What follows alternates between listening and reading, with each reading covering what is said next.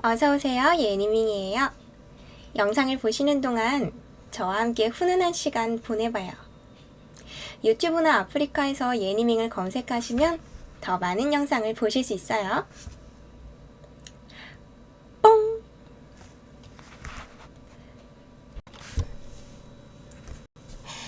뿅! 어서오세요. 오늘의 못생긴 예니밍이 왔어요. 안녕하세요. 오늘은요, 무슨 책을 읽을 거냐면요. 오늘은 어딨죠? 요거를 읽어보려고 해요. 요거의 정체는 뭐냐면요.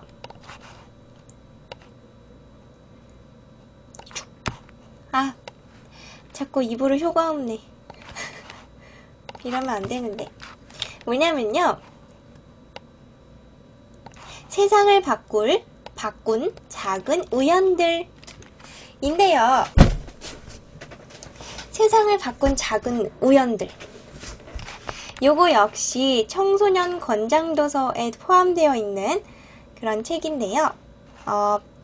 월드 컴퍼니에서 출판했고요.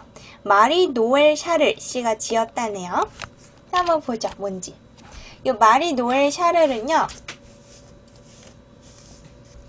프랑스 보르도 대학교를 졸업했다네요. 보르도, 포도주 이름이죠. 어쨌든 포도 관련된 뭔가 전문 기자라네요. 그러시군요. 옴기닛 김성희씨, 불어 교육과 어쩌고저쩌고 뭐 이런 것들 많이 하셨네요. 맞아요. 간혹 그런 게 있죠. 그 교육 관련된 방 왔다 갔다 하면서 막 지적하고. 근데 사실 뭐 저는 만약에 제가 정말 틀렸다면 지적해주시면 정말 감사하긴 한데요. 근데 도대체 뭐 얼마나 잘나셨길래 자, 어쨌든 뭐 그래요. 여기 보시면 목차가 굉장히 많이 있어요. 굉장히 많이 있는데요. 대충 쭉 보시면 뭐 이 정도가 목차만 해도 4쪽이나 되는데요. 제가 그 중에 정말 마음 같아서는 다 사진 찍어놓고 싶었는데 욕심에 정말 최대한 자제해서 여러 번에 걸쳐서 걸러내고 해서 여러 개를 빼냈어요, 지금. 그래서 지금 최종 선정된 애들. 오늘 읽을 페이지는 한 30 몇 페이지 정도 있네요. 자, 한번 볼게요. 다이너마이트의 발명 한번 보죠. 1864년 9월 3일 스웨덴의 화학자 알프레드 노벨은 비극적인 사건을 겪는다. 가문 소유의 폭약 공장에서 폭발 사고가 일어나 막내 동생을 포함한 5명이 목숨을 잃었기 때문이다. 이 일을 계기로 노벨은 폭약을 보다 안전하게 다룰 수 있는 기술을 개발하기 위해 더 많은 노력을 기울이기 시작한다. 더구나 폭약의 재료인 니트로글리세린은 시장성이 보장된 상품이었다.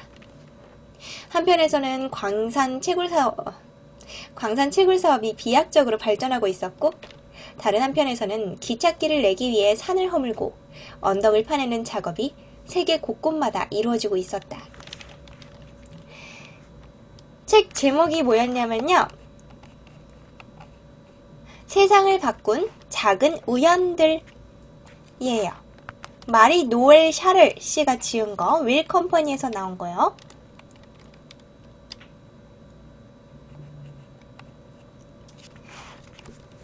심지어 군대에서도 폭약을 조금이라도 더 안전하게 쓸 수 있는 방법에 관심을 보였다. 니트로글리세린은 1846년에 어느 이탈리아 화학자가 개발한 폭발성 액체로 그전까지 사용된 가루 화약에 비해 더 강력하고 효과적이어서 거대한 폭약 시장을 장악하기에는 안성맞춤이었다. 하지만 니트로글리세린은 유감스럽게도 한 가지 큰 단점이 있었다. 약간의 충격에도 폭발이 일어날 만큼 불안정한 성질을 지니고 있어서 다루고 옮기기가 매우 위험했기 때문이다.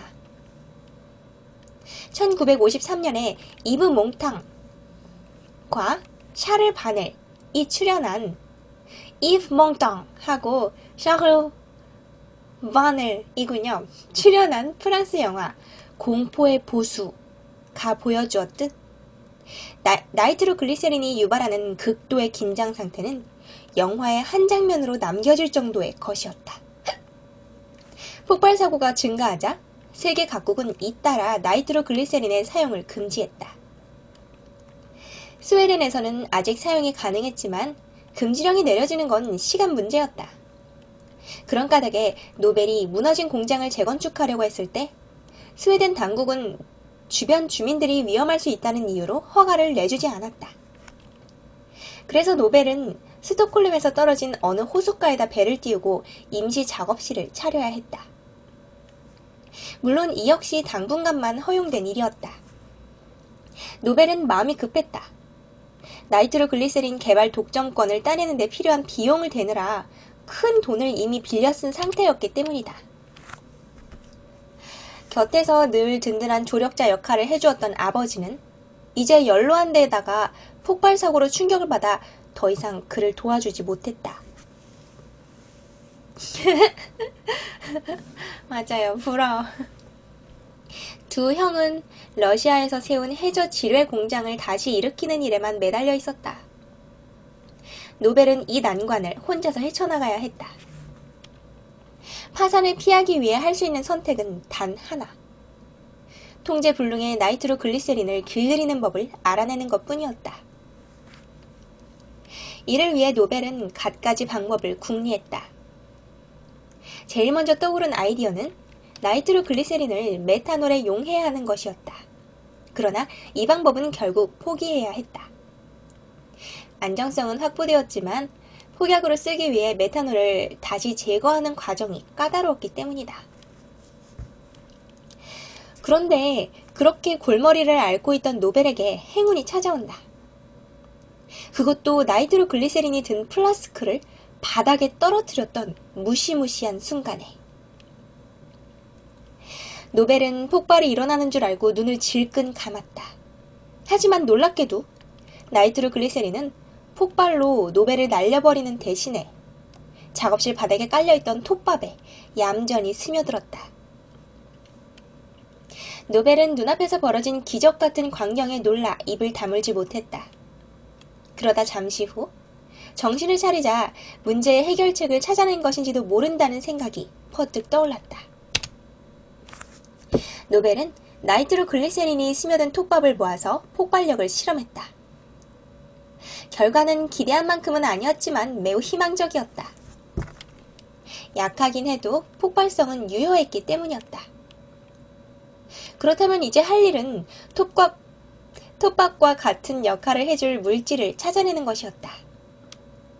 그 자체로는 아무 반응을 일으키지 않으면서 액체 나이트로글리세린을 유출이나 폭발의 위험 없이 쉽게 옮길 수 있는 반죽 상태로 만들어줄 물질 말이다.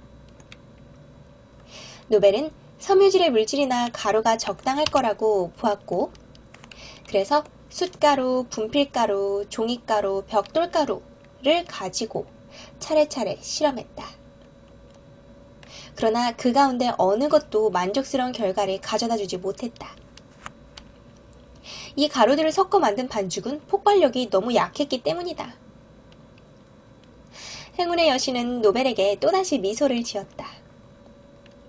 이번에는 실험했을 나이트로글리세린을 가지러 창고에 갔을 때의 일이었다. 노벨의 허락 없이는 아무도 들어가지 못하게 되어 있던 창고에는 커다란 나무 상자들이 쌓여 있었다. 그리고 각 상자에는 나이트로글리세린이 든 양철통들이 흰색의 미세한 가루 속에 조심스레 보관되어 있었다.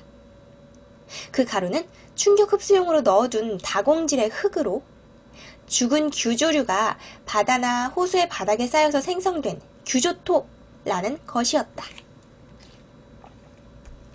그런데 나이트로글리세린을 담아둔 양철통은 완벽하게 방수가 안 되어서 가끔씩 새는 문제가 있었다.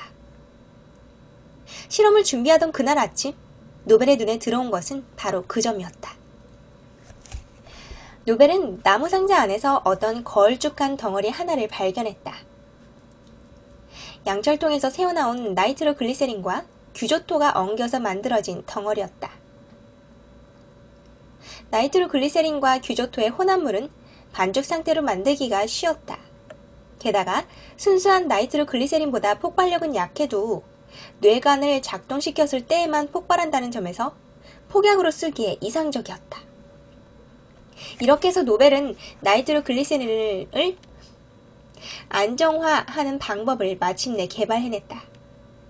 그는 자신의 발명품에 다이너마이트라는 이름을 붙였다. 그리스어로 힘을 뜻하는 지나미스일까요? 이런 단어를 딴 것이었다.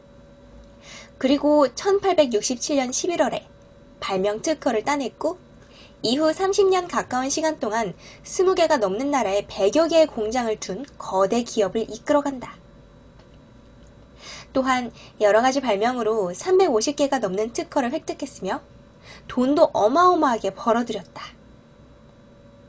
노벨은 1896년에 세상을 떠났는데 이때 남긴 유언은 자신의 전 재산으로 재단을 만들어 매해 인류의 행복에 기여한 사람들에게 상을 주라는 것이었다. 물리, 화학, 의학, 문학, 평화의 5분야에 주어지는 노벨상은 바로 그렇게 탄생한다. 그랬군요. 여기 뭔가 다이너마이트 광고도 했네요, 예전에는. 요게 노벨 아저씨인가봐요. 노벨 아저씨, 똘망똘망하게 생겼네요. 생기셨네요. 자, 이번에는 지나치게 풍만한 여환자를 볼게요. 1816년 6월 35세의 젊은 의사 르네 라에네크 뭐지? 또 저기 프랑스 사람이네요. 이 사람은 10년 전부터 파리에서 가정의 일을 해오면서 환자들에게 헌신적인 좋은 의사로 인정받고 있었다. 그런데 옛 친구와의 뜻밖의 만남과 우연한 관찰이 있고 몇 주 후 그의 인생은 물론이고 의학계 전체를 크게 변화시키는 일이 일어난다. 문제의 친구는 루이 베케라는 인물로 얼마 전에 루이 18세 정부의 보건정무 차관을 맡게 된 자였다. 요 아래쪽에 있는 사진이 자기 자신의 사진이네요. 친구인 줄 알았는데.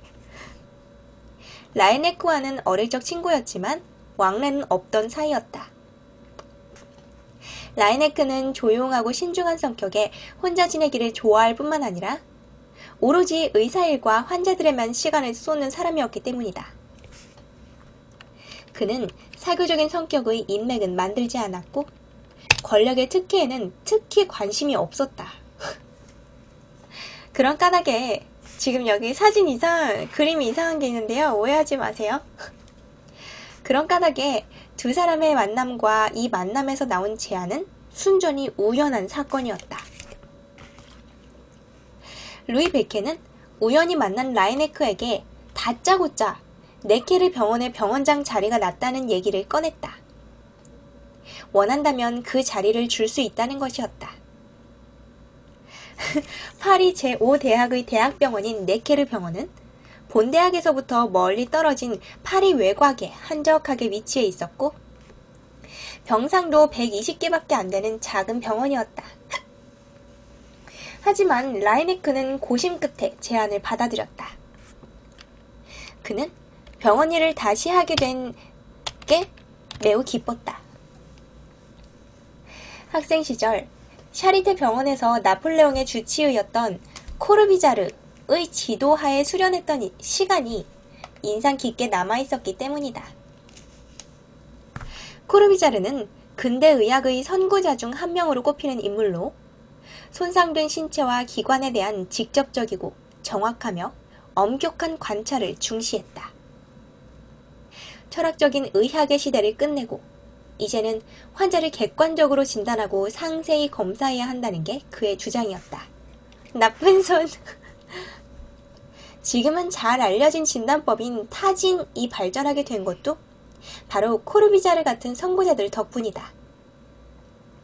타진이란 손가락 끝으로 신체를 두드려서 흉곽이나 복강에서 나는 소리를 듣고 병세를 살피는 진단법인데, 술통을 두들겨 술이 얼마나 들었는지 가늠하는 것과 조금 비슷한 원리라고 할 수 있다. 라이네크는 의사일에 열심인 데에다가 호기심도 많았던 터라 그 같은 의학의 혁신을 열렬히 환영했다. 네케르 병원장으로 취임하던 1816년 9월 4일, 라이네크는 자신이 그 혁신의 주역이 될 것임을 알고 있었을까? 그의 이름을 역사에 길이 남게 해준 중요한 사건, 바로 청진기의 발명을 가져온 고마운 우연이 불과 열흘 뒤에 찾아오리라는 사실을 진작이나 했을까? 그 우연한 발견, 아니, 보다 정확히 말해 섬광처럼 번쩍하고 떠오른 아이디어는 신장이 안 좋은 뚱뚱한 젊은 여인의 모습을 빌려 찾아왔다. 청진기. 사실 라이네크는 이 여환자의 진찰을 포기하려 했다. 너무 뚱뚱해서 손으로 타진하는 검사로는 결과를 얻을 수 없었기 때문이다. 그렇다고 젊은 여인의 풍만한 가슴에 귀를 갖다 댄다는 것은 조심성 많은 라이네크로서는 도덕적으로 용납이 안 되는 민망한 일이었다. 그런데 그렇게 난처해하고 있던 바로 그때, 기발한 아이디어가 뇌리를 스쳐 지나간다. 라이네크의 머릿속에 펼쳐진 장면은 몇 년 전 어느 놀이터에서 본 아이들의 모습이었다. 그때 아이들은 나무 평균대 한쪽 끝에 귀를 대고 다른 쪽 끝을 철사로 긁었을 때 나는 소리를 들으며 놀고 있었다. 라이네크 자신도 어렸을 때 해본 놀이였다. 기억 속에서 되살아난 그 긁는 소리는 라이네크에게 진찰을 더욱 정확히 할 수 있는 방법을 알려주고 있었다. 라이네크는 여환자의 부모에게 종이 한 장을 관 모양으로 말아서 끈으로 묶어달라고 부탁했다. 그리고 즉석에서 완성된 그 도구로 새로운 방식의 진찰을 시작했다. 관 한쪽 끝은 자기 귀에 대고 다른 한쪽 끝은 환자의 가슴에 갖다 댄 것이다. 관을 통해 들려오는 여러 가지 소리에 라이네크는 감동하지 않을 수 없었다. 여인의 심장 박동 소리는 아주 뚜렷하고 선명했고 분간하기도 쉬웠으며 가슴에 귀를 직접 갖다 댔을 때보다 더 똑똑하게 들렸기 때문이다. 라이네크는 곧 다른 쪽으로도 생각이 미쳤다. 심장 박동을 이렇게 정확히 들을 수 있다면 폐를 비롯해 흉곽에서 나는 다른 소리도 이런 식으로 들을 수 있을 거라는 생각이었다. 라이네크는 병원장이라는 위치 덕분에 자신의 발견을 즉시 현장에 활용할 수 있었고 다른 진단법들과 충분히 비교해 볼 수도 있었다. 어서 오세요. 그렇게 해서 라이네크는 3년이 채 안 되는 시간 만에 폐와 심장, 늑막에 관련된 주요 질병들을 매우 정확히 기술하는 성과를 거두었으며 신체 기관들이 내는 소리나 소리의 변화를 듣고 여러 가지 질병을 구별할 수도 있게 되었다. 시제품. 그는 재능 있는 아마추어 음악가이기도 했던 터라 소리에 귀를 기울이는 작업에 어색함이 없었다. 실제로 호흡과 숨결의 소리를 듣고 진단하는 방법은 이전까지 행해지던 촉진이나 타진을 이용한 외과적인 진단보다 더 정확하고 믿을만 했다. 라이네크는 고형 종양과 공기낭처럼 상이한 병증들도 청진기를 통해 구별해내기에 이르렀다. 또한 그는 진단 결과를 활용해 청진기의 형태와 크기를 개선해갔으며 재료는 여러 목재를 시험해본 끝에 너도밤나무가 가장 적당하다는 결론을 내렸다. 청진기를 이용한 진단은 말 그대로 혁신이었다. 학계에서는 이 방법을 간접청진법이라고 명명했는데 귀를 신체에 직접 대는 게 아니라 도구를 거쳐 간접적으로 청진한다는 의미였다. 1819년 8월 라이네크는 간접청진법에 관해 쓴 1000페이지짜리 책을 발간했다. 이 책은 라이네크의 명성을 확고히 하는 계기가 되었으며 이때부터 청진기는 그 자체로 의사라는 직업을 상징하는 도구가 된다. 여기 그 시대에 따른 청진기의 발전이 나와있죠? 되게 그거 재밌네요. 나중에는 아예 귀에 꽂는 걸로 바뀌었군요. 처음에는 깔때기 같은 거였다가. 여기 사진 볼까요? 요게 최초의 그거 가운데 하나라네요. 요거는 학생들 앞에서 진찰 중인 라이네크. 요건 뭐였냐면요. 이게 예전에는 귀를 직접 갖다 대서 들었다고 했죠. 그래서 19세기에 청진할 때는 이런 민망한 상황도 나왔다고 하네요. 근데 여기 보니까 저기 왼쪽 손이 되게 이상한 데 가 있는 것 같은데 뭐 어쨌든간 왼쪽 손은 조금 수상하긴 한데요. 그래요. 다음 거. 이번엔 파파 박사의 테스트.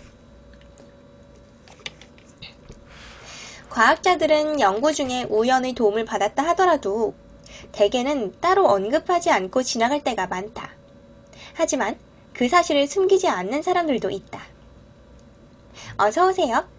1943년에 자신의 업적을 두고 운의 힘이 컸다라고 말한 조지 파파니콜로처럼 말이다. 파파니콜로의 발견은 의학적으로 큰 진보를 가져왔다. 덕분에 여성의 자궁암 조기 진단 검사법이 개발되었기 때문이다. 이 검사는 자궁경부 내벽에서 채취한 세포를 현미경으로 관찰하여 세포의 이상 유무를 알아보는 것으로 자궁경부 세포진 검사라는 이름으로 알려져 있다. 세포를 채취해서 현미경으로 관찰하면 세포의 크기뿐만 아니라 세포 핵의 상태를 확인할 수 있다. 세포핵은 특히 주의 깊게 살펴보아야 하는데 그 상태를 보면 세포가 정상세포인지 암세포인지 혹은 의심 단계로 간주되는 중간 형태에 속하는지 알 수 있기 때문이다. 이 검사는 현재도 여전히 시행되고 있으며 영어로는 파파니콜로 검사 내지는 간단히 팝 테스트라고 불린다.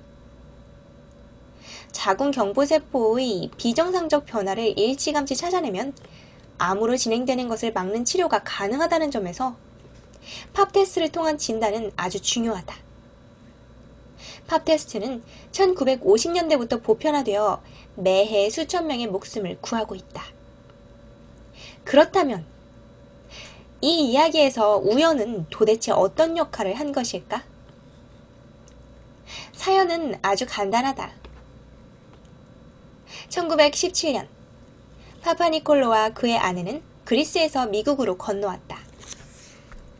아테네 대학교와 뮌헨 대학교에서 생리학 학위를 딴 파파니콜로는 의학 연구에 꿈을 두고 있었고 이 꿈을 실현하기 위해 조국을 떠나 미국으로 온 것이다. 기회는 빨리 찾아왔다. 파파니콜로는 미국에 온 지 1년도 되지 않아 뉴욕 근처에 위치한 코넬 대학교 해부학 연구소로 들어갔고 그곳에서 40년 가까이 일하게 된다.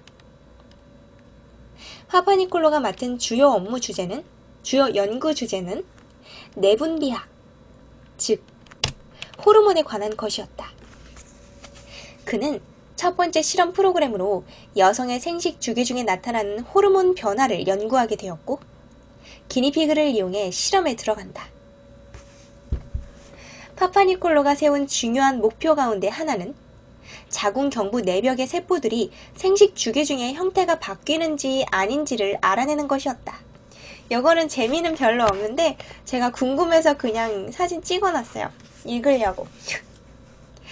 만약 바뀐다면 그 변화의 근거에서 생식 주기 단계를 쉽고 빠르게 판단할 수 있기 때문이다.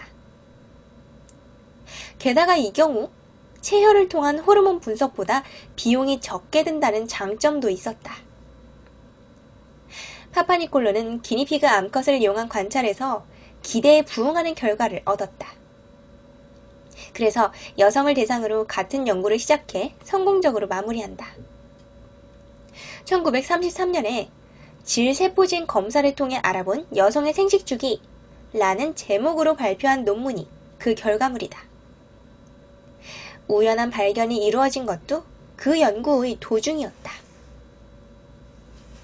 파파니콜로는 연구에 사용한 세포 표본 가운데 몇 개가 계속 마음에 걸렸다. 세포액이 정상적인 형태를 띠지 않았기 때문이다. 그 세포액들은 불규칙한 형태를 보였고 여러 조각으로 이루어져 있었다. 그래서 세포의 표본을 제공한 뉴욕 병원에 알아본 결과 문제의 세포들은 자궁암에 걸린 여성들에게서 채취한 것임이 밝혀진다. 세포 표본을 관찰하는 방법으로 자궁암의 발병 여부를 알아낼 수 있을지도 모른다는 아이디어는 바로 그렇게 탄생했다. 파파니콜로는 이 아이디어를 확인하기 위한 별도의 연구를 진행했고 1943년에 그 결과와 결론을 질세포진 검사에 의한 자궁암 진단이라는 제목의 유명한 논문으로 발표한다.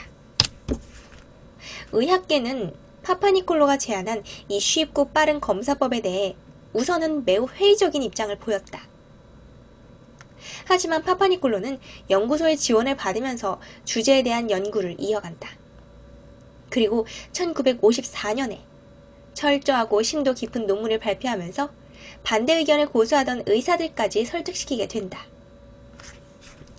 그로부터 60년 후 자궁경부암 진단을 위한 세포진 검사는 일반적인 의료검사가 되었다. 파파니콜로는 1954년 논문의 결론에서 다른 종류의 암에 대해서도 같은 검사법이 개발되기를 바란다고 적었다.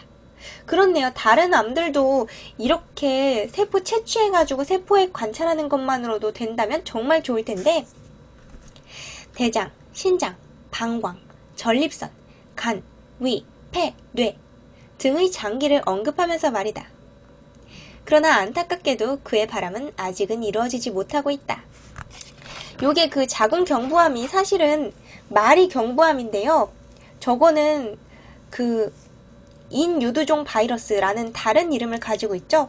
저거는 사실은 암이라기보다는 바이러스에 가까워요. 그래서 저거는 여자만 걸리는 질병이 아니라 사실은 그 남편도 함께 저거 예방접종을 받아야 되는 질병이에요. 그래서 남자도 그 인유두종 바이러스에 똑같이 감염이 될 수 있는데 다만 남자에게는 자궁이 없기 때문에 그게 발현되지 않을 뿐이고 그 인유두종 바이러스를 가지고 성행위를 했을 때 그 상대방 여자에게 감염됐을 때 그게 그 여자에게는 이렇게 자궁경부암으로 나타나는 거래요. 남자가 그거를 보유하고 있으면. 그래서 그거는 주사는 여자 혼자 맞는다고 되는 게 아니라 남편이랑 같이 맞아야 된다고 하더라고요. 그리고 어릴수록 그게 더 잘 먹힌대요. 약발이. 저는 아직 안 맞았지만. 자, 아무튼 이거는 뭔지 모르겠지만 이거 재밌어 보여요. 껍질에 숨어있던 비타민. 1890년은 미생물의 존재가 아직 새로운 발견으로 여겨지던 시기다. 눈에 보이지 않는 그 생물체가 사람과 동물에게 발병하는 일부 치명적 질병의 원인이 될 수 있음을 과학계가 어렵게나마 인정한 것도 얼마 전의 일이었다. 그러는 가운데 프랑스의 화학자 루이 파스테르는 양과 소를 대상으로 한 백신 접종 캠페인을 통해 몇 년 전부터 성공 가도를 달리고 있었고 독일의 세균학자 로베르트 코흐는 결핵의 원인균을 밝혀냄으로써 크게 주목을 끌었다. 그 무렵 당시 네덜란드 영이었던 인도네시아의 수도 바타비아에서는 젊은 군의관 크리스티안 에이크만이 난처한 상황에 빠져 있었다. 너무 이름이 많이 나오죠? 지명이랑. 그는 2년 전부터 위트레흐트 대학교의 교수들과 공동 연구를 진행하던 중이었다. 한 명은 로베르트 코흐 문하에 있던 병리학자였고 다른 한 명은 신경학자였는데 둘 다 네덜란드 정부가 인도네시아로 파견한 사람들이었다. 온몸에 부종을 유발하는 심각한 신경계 질환인 각기병이 이 나라에서 유행처럼 번지고 있었기 때문이었다. 각기병은 인도네시아의 현지인은 물론이고 주둔 중이던 네덜란드 군인들에게까지 피해를 입혔다.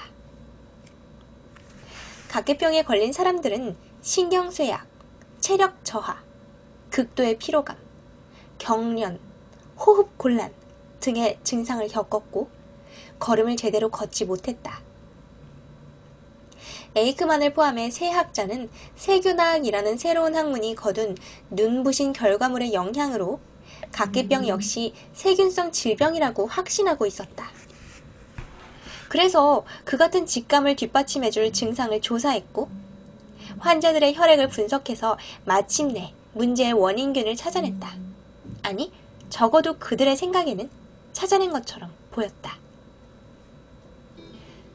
세 사람은 임무를 완수했다고 생각했고 에이크만을 제외한 두 사람은 서둘러 네덜란드로 돌아갔다. 남은 에이크만에게 주어진 일은 연구를 더 진행해서 백신을 만드는 것이었다. 그러나 실제로 그들은 아무것도 한 일이 없었다. 에이크만은 혼자 몇 달을 연구한 끝에 그 사실을 인정해야만 했다.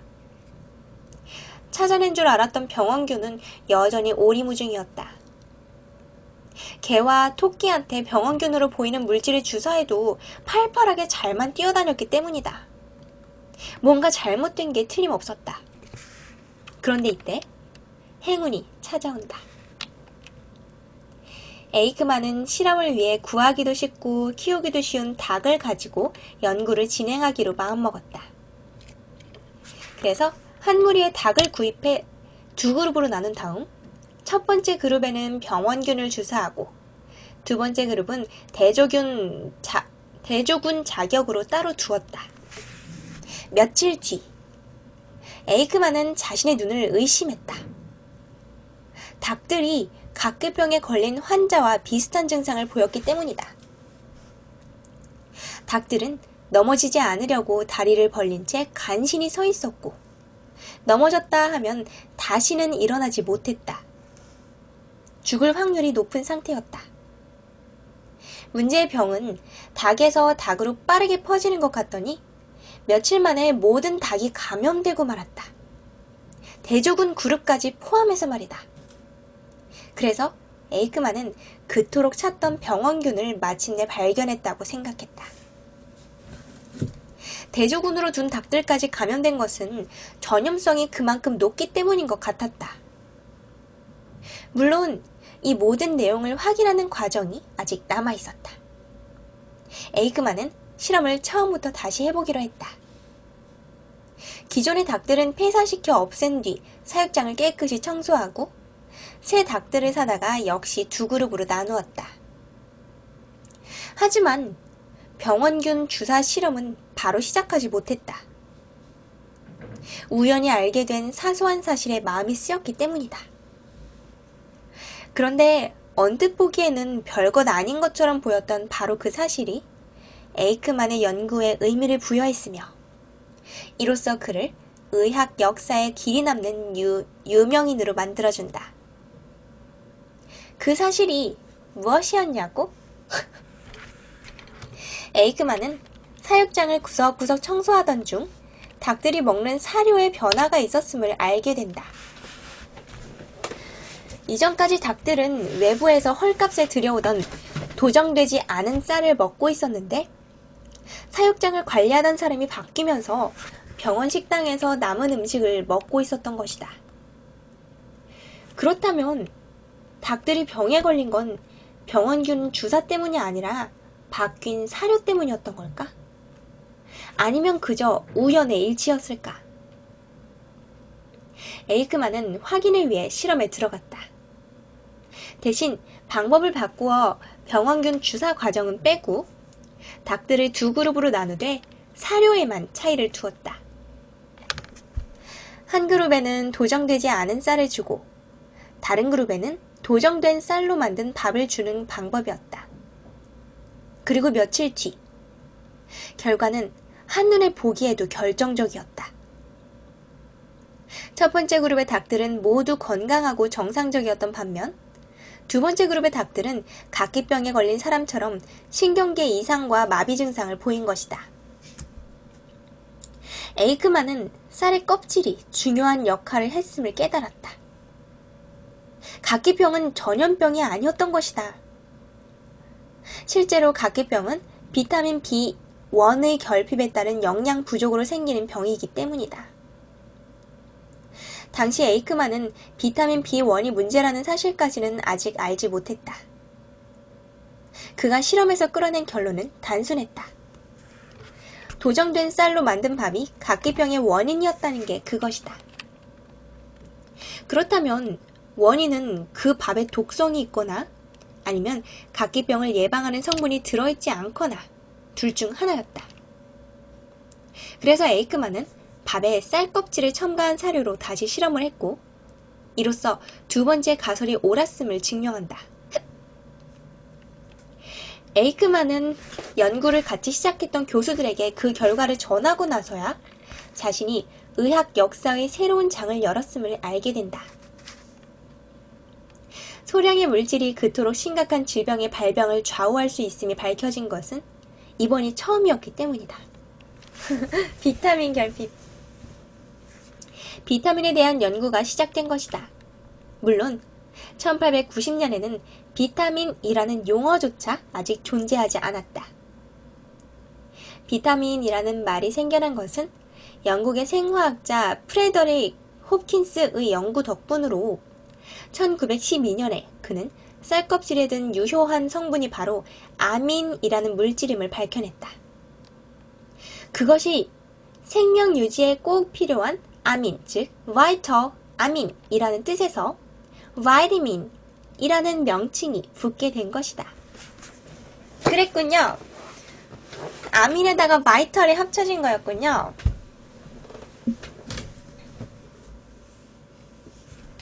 그랬군. 여기 그 B1이 부족하면 각기병이 걸린다라는 거를 옛날에 중딩 때 가정 시간에 배웠던 것 같은데 어딨지? 이게 비타민 B라는 거를 외울 때 선생님이 이렇게 외우라고 하셨었거든요. 이 B자가 보면은 각기병에 걸리면 사람의 살을 푹 눌렀을 때 이게 푹 들어간 채로 다시 복구가 잘 안 된대요. 그래서 여기를 가운데를 푹 찔렀을 때 복구가 안 되고 이렇게 푹 찌그러진 모양으로 남아있기 때문에 비타민 B1이 부족하면 각기병이다. 뭐 이렇게 선생님이 알려주셨던 기억이 나요.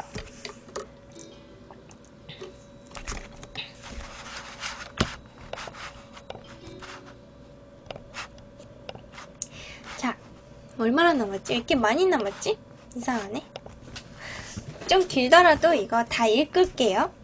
다 재밌는 것들이라서.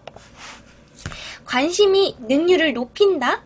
아, 맞아요? 그렇게 배우셨어요?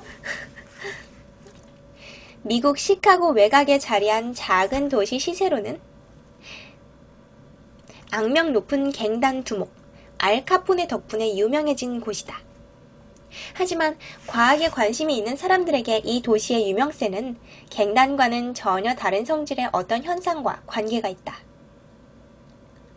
1920년대 말에 작업 생산성에 관한 실험 도중에 우연히 발견된 일명 호손효과라는 현상이 그것으로 실험이 이루어진 공장 호손웍스, Hawthorne Works의 이름을 딴 것이다. 웨스턴 일렉트릭사가 1905년에 시세로에 세운 호손웍스는 말이 공장이지 사실은 발전소에 병원까지 갖춘 초현대식 대규모 공업단지였으며 수천 명의 직원이 전기기기를 만드는 일을 하고 있었다. 재미있죠? 호손 효과에 얽힌 이야기는 1924년으로 거슬러 올라간다. 그해 호손웍스의 경영진은 1년의 실험을 시작했다. 직원들의 생산성을 높이고 싶던 차에 공장의 조명을 개선하면 생산성이 높아질 거라는 의견이 나왔기 때문이다. 그래서 경영진은 하버드 경영대학원의 경영 전문가들까지 특별히 초빙해서 연구를 진행한다. 그런데 문제는 쉬워도 답은 어려울 때가 있는 법이다. 연구팀은 실험을 3년이나 했지만 조명의 밝기와 개개인의 생산성 사이에서 아무런 연관성을 밝히지 못했다.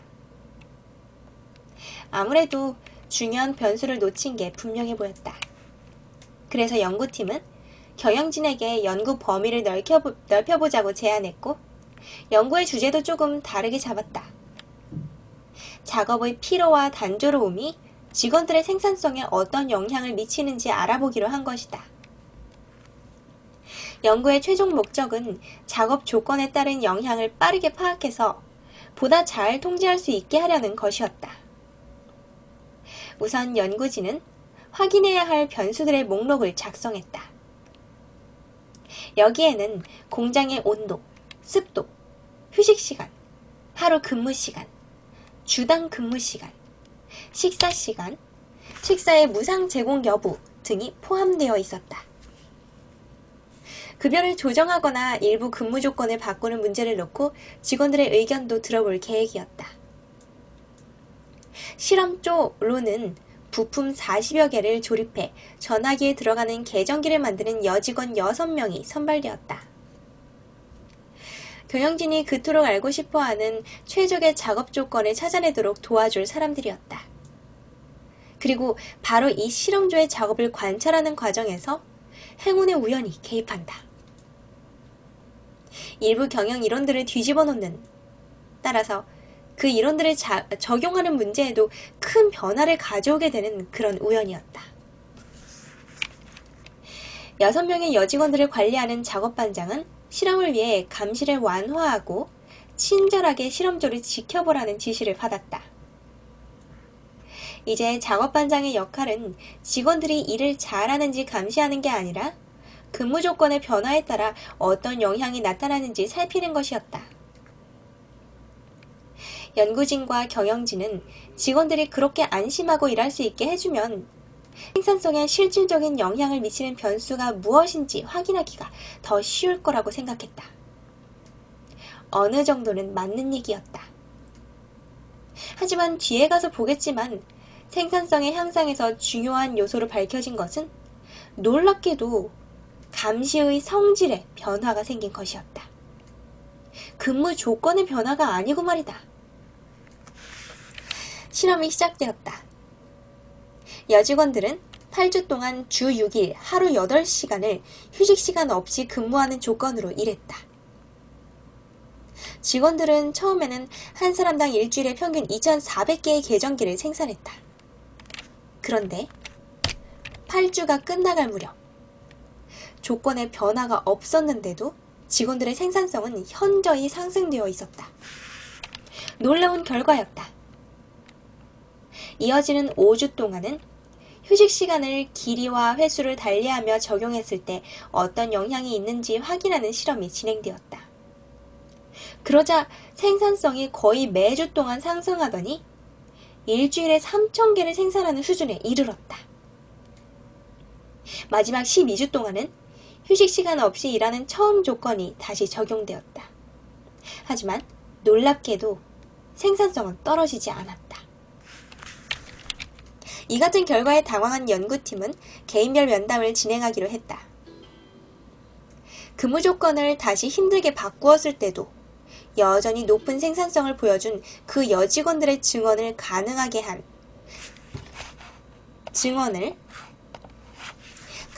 한 객관적으로 수집하기 위한 면담이었다. 직원들의 능률이 오른 이유에 대해 내놓은 답은 명확했다. 사람들이 자신의 이야기를 들어주고 관심을 기울여주고 의견을 물어봐주고 압박감이 적게 느껴진 덕분이었다는 것이다. 그리고 힘든 조건 속에서도 능률적으로 일할 수 있는 단합된 팀에 속해 있다는 느낌 자체도 작업에 도움이 되었다고 말했다. 생산성이 갑자기 향상된 이유는 바로 그런 것이었다. 왜 진작 생각하지 못했을까? 건강진단에서도 놀라운 결과가 나왔다. 실험조의 여직원들은 실험 내내 높은 생산성을 보이는 작업을 했음에도 피로에 따른 증상을 전혀 보이지 않았다.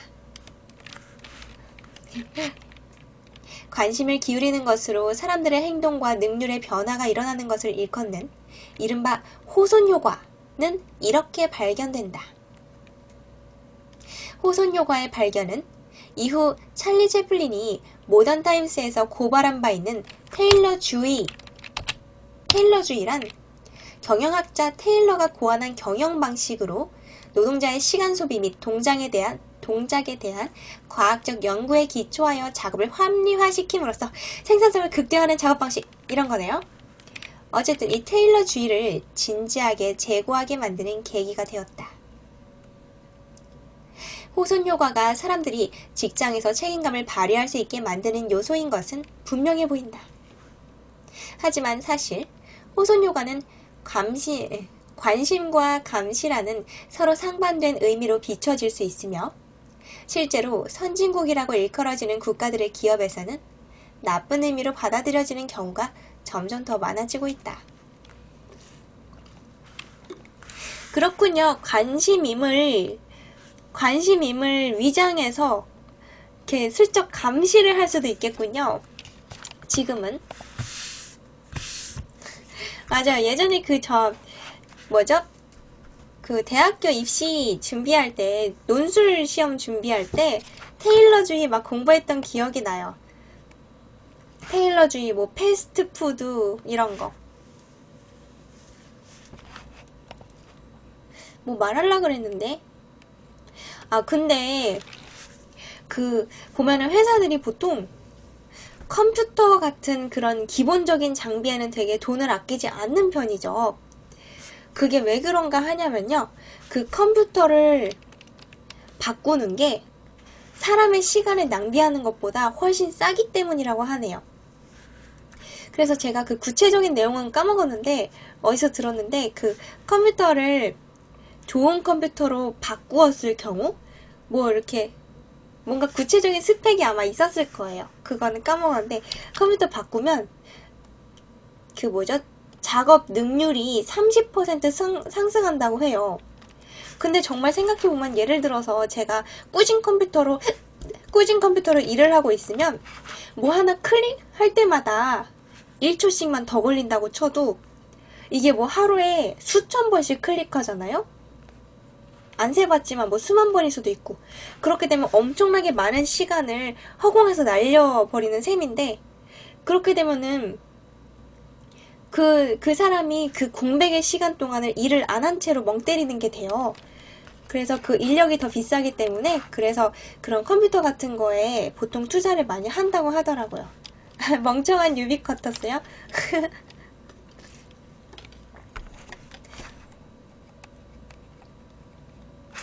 자, 요번에는요, 이제 몇 개 안 남았네요. 제가 지금 추측하기로는 한두 개 정도 남은 것 같아요. 푸코의 진자 할 차례예요. 내일 오후 2시부터 3시까지 파리 전문대로 와서 지구가 도는 모습을 구경하십시오. 이 수수께끼 같은 초대장은 프랑스의 천문학자 장 베르나르 레옹 푸코가 1851년 2월에 쓴 것이다. 보면은 여기 되게 그 프랑스 사람들이 옛날에 발명과 발견을 많이 한 걸로 나오고 있네요. 이거 혹시 프랑스 사람이 쓴 책인가? 이따가 한번 봐야겠어요. 그런데 그가 학자와 기자들에게 보라고 권한 장면은 이 솔깃한 초대장에서부터 연상할 수 있는 것과는 달리 장터의 구경거리나 마술쇼 같은 것과는 아무 상관이 없다. 자, 잠깐 녹화 좀 끊고요. 새로운 파일로 다시 나타날게요. 다시 나타났어요. 이제 이어서 한번 읽어보죠. 여기 지금 새로운 문단 할 차례예요. 그 장면은 과학 역사에서 가장 유명한 실험 중 하나와 관계가 있다. 바로 푸코가 지구의 자전을 증명한 실험이 그것이다. 특히 중요한 사실은 그 자리에 모인 사람들이 지구가 돌고 있다는 증거를 눈으로 직접 볼 수 있었다는 것이다. 실험은 말 그대로 대성공이었다. 그 다음 날부터 파리의 명사들은 일명 푸코의 진자로 통하는 이 신기한 실험에 대해서만 이야기 나누었다. 과학 애호가인 나폴레옹 3세는 실험에 감명한 나머지 푸코가 연구를 계속하는 데 도움이 되도록 두둑한 지원금까지 하사했다. 3월에 푸코는 팡테옹에서 파리 시민을 위한 두 번째 시연을 해보였고, 이후에도 시연은 계속되었다. 28kg짜리 추가 70m 길이의 줄에 매달려 흔들리는 모습을 보기 위해 매번 많은 인파가 팡테옹으로 몰려들었다. 지구가 돌고 있는 장면을 구경하러 가는 일은 곧 인기 있는 오락거리가 되었고, 이 유행은 순식간에 외국에까지 소문이 났다. 사람들이 구경한 것은 정확히 무엇이었을까? 아, 맞다. 아까 생각해보니까 그 프랑스 사람이라고 나왔던 것 같네요. 저기 작가가.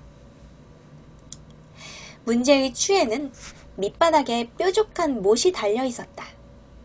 그래서 추가 왔다 갔다 할 때마다 모래바닥에는 못이 지나가는 흔적이 남겨졌다. 추가 흔들리면서 연속적으로 그려놓는 선들. 바로 그것이 이 시연에서 보여주고자 하는 것이었다.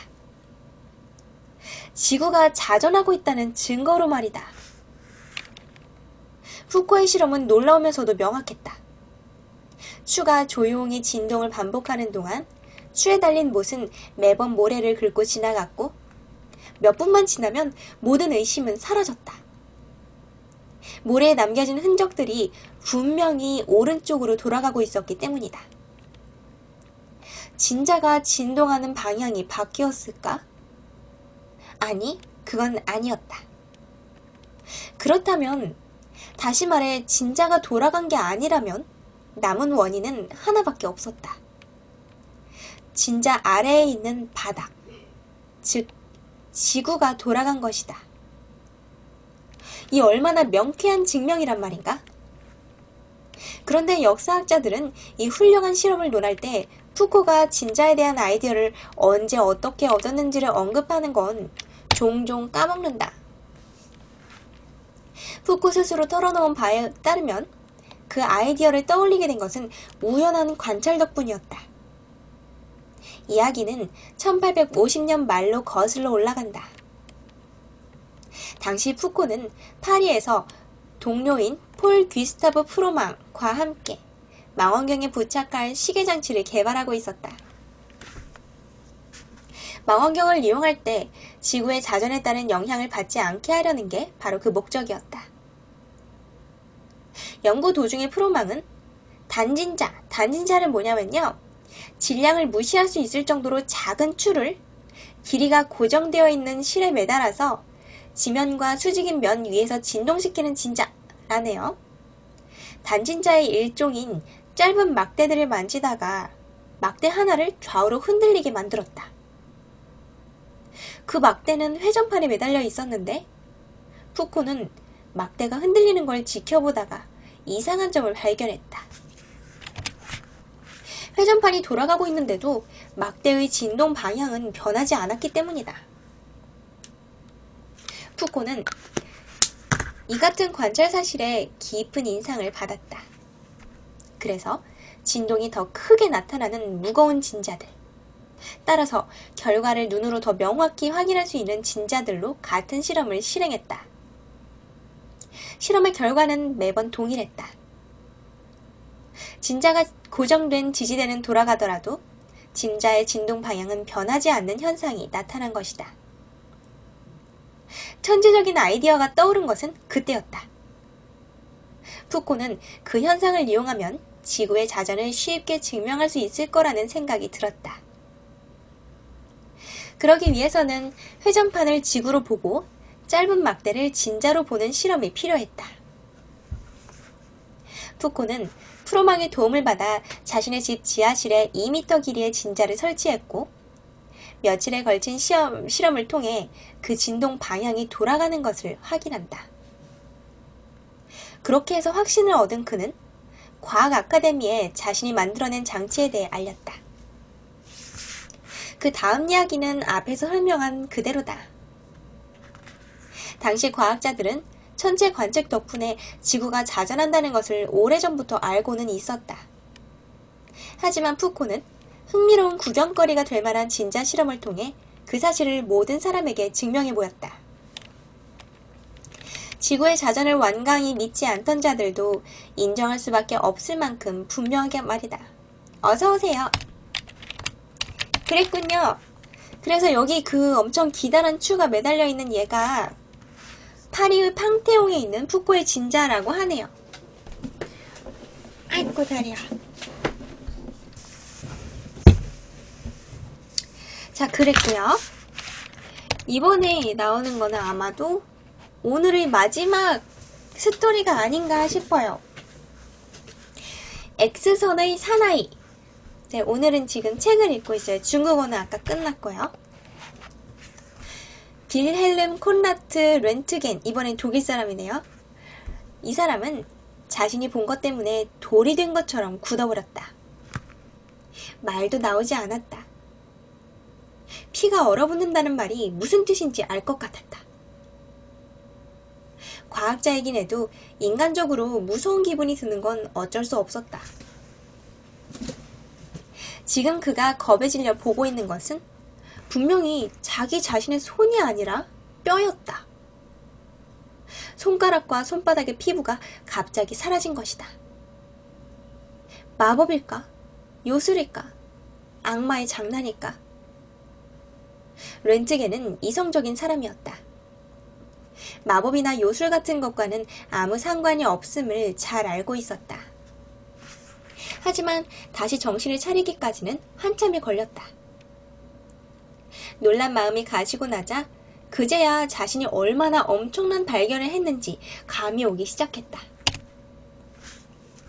1895년 11월 8일이었던 그날, 50살의 독일 물리학자 렌트겐은 그전까지는 알려져 있지 않았던 새로운 광선의 존재를 발견했다. 그리고 그 알 수 없는 광선을 수학에서 미지수를 X라고 표시하는 것에 착안해 X선이라고 이름 붙인다. X선의 발견을 가져다 준 것은 렌트겐 이전에도 여러 학자들이 연구에 사용해온 크룩스관이었다. 크룩스관은 진동관의 일종으로 유리관 안의 공기를 빼서 진동으로 만들고 양 끝에 달린 전극을 통해 전기를 연결하도록 되어 있는 실험장치다. 뭔가 그 형광등 같은 건가 봐요. 렌트겐은 한 달 전부터 크룩스관을 이용해서 진공관에 전기를 통하게 했을 때 나타나는 전자의 흐름을 연구하고 있었다. 그는 이전의 학자들과 마찬가지로 크룩스관이 형광색의 빛을 내는 현상을 관찰했다. 이게 바로 형광등 맞나봐요. 그 빛은 사진 건판을 감광시킬 수 있을 정도로 강렬한 성질을 가지고 있었다. 그런데 다른 학자들은 형광 현상을 관찰하는 것으로 그쳤지만 렌트겐은 달랐다. 그 현상을 관찰한 것에 이어 모험적인 실험을 함으로써 위대한 발견을 해낸 것이다. 위대한 발견의 순간이 찾아올 수 있었던 것은 무엇보다도 그 형광색의 빛이 눈에 거슬릴 정도로 강렬했던 덕분이다. 어느 날 렌트겐은 눈이 부신 것을 피하고 싶어서 초록빛을 내는 크룩스관을 불투명한 검은색 종이로 덮어놓았다. 그런데 이게 웬일인가? 검은색 종이로 덮었는데도 크룩스관은 여전히 형광빛으로 빛났고 그 빛은 몇 미터 떨어진 곳에서도 보일 정도로 밝았다. 게다가 렌트겐은 크룩스관을 만지던 도중에 또 다른 발견을 하게 된다. 자기 손의 뼈 그림자를 보게 된 것이다. 이때부터 그는 거의 2달을 연구실에 틀어박혀서 밤낮 없이 그 이상한 현상을 연구하기 시작했다. 그렇다면 그 빛이 물체를 통과할 수 있다는 말인데 과연 모든 물체를 통과하는 것일까? 렌트겐은 우선 이 의문을 풀어보고 싶었다. 어서오세요. 그래서 여러 종류의 물체를 가지고 두께의 변화를 줘가면서 실험을 반복했다. 그 빛은 뭐든지 통과했다. 물, 종이, 판지, 알루미늄, 아연, 심지어 100페이지가 넘는 두꺼운 책도 통과했다. 잉크 때문에 빛이 약간 흐려지기는 했지만 말이다. 렌트겐은 이어서 새로운 실험에 들어갔다. 그 수수께끼 같은 빛이 사진 건판을 감광시킨다는 성질을 지녔다는 점을 이용해 그 빛으로 물체들의 사진을 찍는 실험이었다. 그러자 새로운 세계가 모습을 드러냈다. 안녕하세요. 나무상자 안에 들어있어서 사람의 눈으로는 볼 수 없는 쇠 조각들이 마술처럼 사진에 찍혀 나온 것이다. 렌트겐은 더 다양한 물체들을 X선 사진으로 담아냈고 식물이나 꽃을 찍었을 때 나타나는 신비로운 모습에 감동을 금치 못했다. 어서오세요. 그리고 드디어 렌트겐은 사람을 대상으로 최초의 X선 사진을 찍는다. 바로 자신의 아내 안나 베르타의 손을 찍은 사진이었다. 이 사진은 전 세계의 수많은 잡지에 실리면서 큰 반향을 불러일으켰고 이후 방사선학이라는 새로운 의학 분야의 상징적인 출발점으로 길이 남게 된다. 렌트겐은 1895년 12월 28일 비르츠부르크 물리의학 학교에서 그 연구 결과를 공식적으로 발표했다. 1901년 렌트겐은 X선을 발견한 업적으로 노벨 물리학상을 받았다. 노벨, 우리 아까 맨 처음에 시작했던 거기에 나왔던 스토리죠. 그는 솔깃한 제의들을 받았음에도 불구하고 자신의 발견을 상업적인 목적에 쓰지 않기로 선택했고 이로써 과학계가 자유롭게 X선을 연구하면서 그 다양한 활용법을 찾아낼 수 있는 기회를 제공했다.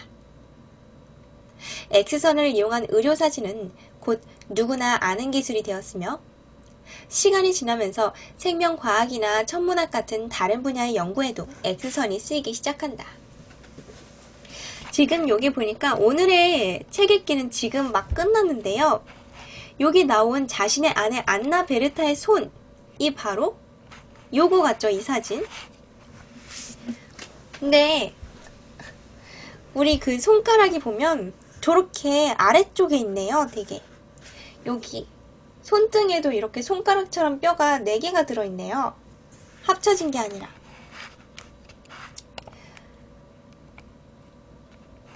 여기 아주 눈화장을 진하게 하신 예쁜 분이 뭔가 보고 있네요. 오늘 읽은 책은요, 세상을 바꾼 작은 우연들인데요. 여기 오늘 보면은 그 프랑스의 발명가들 이야기가 굉장히 많이 나오는데 어쩌면 이게 지금 작가가 마리 노엘 샤를이라서일 수도 있고 아니면 물론 그래서 이제 자기 나라의 그 발명가들을 더 알리고 싶어서 그랬을 수도 있고 첫 번째. 두 번째.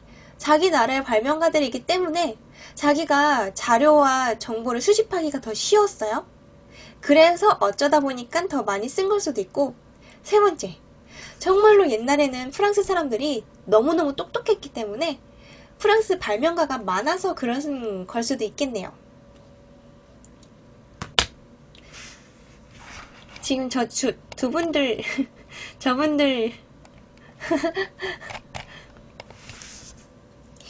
오늘 아주 생산적인 책 재밌었죠? 지금 읽은 게 청소년 권장 도서가 될 만한 정말 재미있는 책이었어요.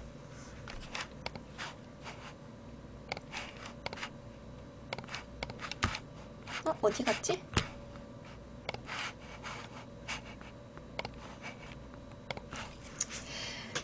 그래서 아까 전에 아마 저기 녹화 중간에 끌었을 때가 한 47분 정도였으니까 지금 15분까지 합치면 조금밖에 안 됐네요. 오늘 너무나 딱 분량 되게 좋네요. 분량 적당하네요. 아까 전에 그 중국어 한 30분 하고 수다 22분 그것도 딱 적당하고 너무 괜찮네요 오늘. 100점! 완벽 그 자체! 도화님 100점 선물 감사해요.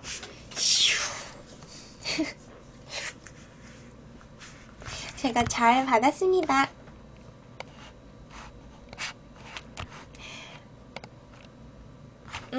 내일은 쉬는 날인데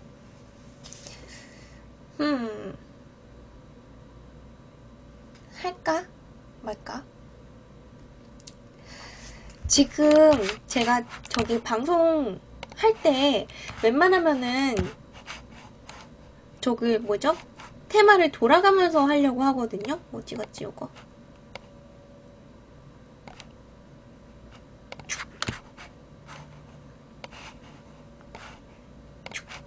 어떻게 돌아가면서 하고 싶으냐면요. 지금 우리 저기 컨텐츠가 뭐뭐가 있냐면 책임력, 또 뭐 있죠? 스팀 게임,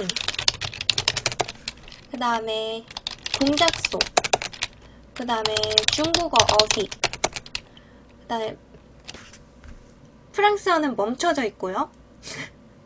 지금 하는 게 많아서 요 정도인가요? 얘네를 제가 웬만하면 골고루 올리고 싶어요. 근데 현실적으로 공작소와 스팀 게임과 책임녀 같은 경우에는 다 그 한 채널에서 올라간단 말이에요. 책임녀에서. 그래서 상대적으로 이 4개를 다 똑같이 돌아가면서 할 때 중국어가 굉장히 적은 비중으로 올라가게 돼요. 그래서 중국어를 조금 더 자주자주 껴넣어야 되는데, 그거는 알긴 아는데 중국어는 준비하기가 제일 오래 걸려서 제가 좀 부담스러워서 많이 안 하는 것도 있어요. 그러면 내일은 내일 어떡하지? 내일 만약에 제가 하게 되면 아마 한 낮 정도, 오전부터 낮 사이가 좀 비거든요, 시간이. 30개 정도요? 무슨 뜻이지? 무슨 뜻이죠? 그래서 만약에 하게 되면 내일 대낮에 게임으로 나타날까 싶어요. 게임 아니면은 이제 책임녀로. 제가 지금 책임녀 중에 되게 읽고 싶은 책이 하나 있는데 그게 그 설탕에 관련된 책이에요. 그거 어저께 보는데 진짜 흥미롭고 재밌더라고요. 아, 어휘를 30개 정도로 조금씩 해요? 더 조금씩 하면은 좀 그렇지 않아요? 그럴까? 더 조금씩 하고 더 자주 할까요? 그것도 괜찮네요. 제가 왜 지금 4페이지씩 하는지 아세요? 중국어 어휘를? 왜 그렇게 하냐면 제가 이거를 인쇄할 때 이렇게 인쇄할 때 이렇게 한 페이지에 4개씩 인쇄하면 글씨 크기가 딱 적당하거든요.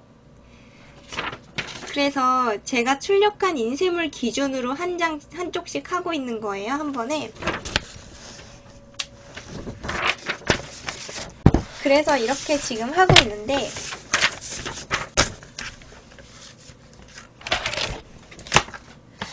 그래요. 조금씩 자주 하는 것도 좋네요.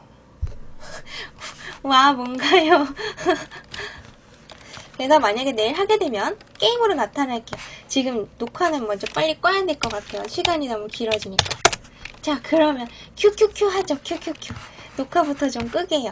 잡설은 녹화 끄고 하는 걸로 하고요. 어서오세요. 아마 지금 중국어 보러 오신 것 같은데 오늘 중국어는 지금 끝났어요. 아까